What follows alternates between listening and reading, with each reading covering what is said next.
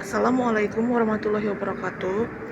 Perkenalkan, nama saya Yesi Septiani, mahasiswi Teknik Sipil Universitas Muhammadiyah Tangerang. Di sini saya akan menjelaskan metode pembongkaran gedung berdasarkan Permen PUPR nomor 18 tahun 2021. Berdasarkan pasal 40 ayat 1, metode pembongkaran gedung dikategorikan menjadi beberapa teknik utama sesuai dengan kebutuhan lapangan, antara lain metode pembongkaran manual, metode pembongkaran mekanis, metode pembongkaran dengan peralatan hidrolis, metode pembongkaran dengan bola bandul baja, metode pembongkaran dengan peledakan, metode pembongkaran dengan beban, dan metode pembongkaran lainnya. Pembongkaran manual. Metode pembongkaran manual dilakukan dengan menggunakan peralatan sederhana. Biasanya diterapkan pada bangunan gedung yang tidak lebih dari satu lantai dan tidak mengejar target waktu yang cepat. Sistem yang digunakan adalah top-down, dimulai dari bagian teratas secara bertahap ke bagian bawah dengan mengoptimalkan tenaga kerja manusia. Seluruh proses wajib diawasi oleh tenaga ahli dan setiap pekerja harus menggunakan alat pelindung diri lengkap. Pembongkaran mekanis. Metode pembongkaran mekanis serupa dengan metode manual.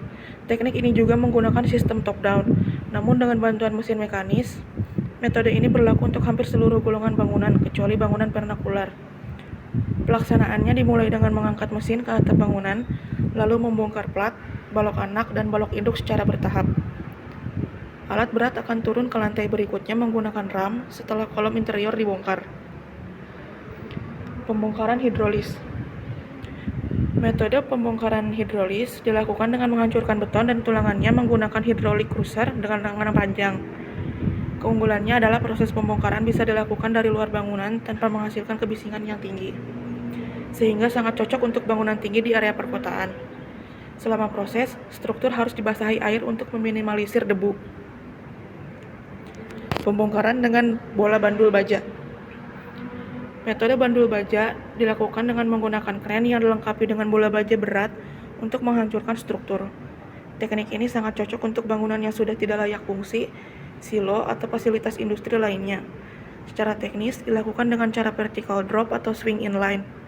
Syarat utamanya adalah area sekitar harus memiliki ruang bebas minimal 50% dari tinggi bangunan dan jauh dari jaringan listrik.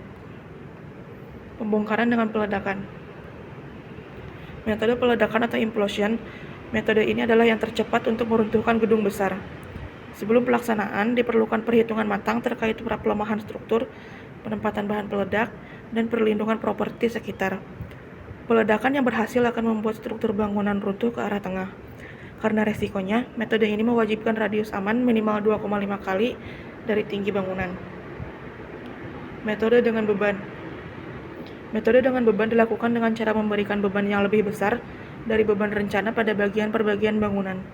Sebelum diberi beban, struktur diperlemah terlebih dahulu dengan memperkecil dimensinya. Beban dapat berupa karung pasir yang dibasahi air, diletakkan di lantai paling atas sehingga memicu keruntuhan akumulatif ke lantai-lantai di bawahnya.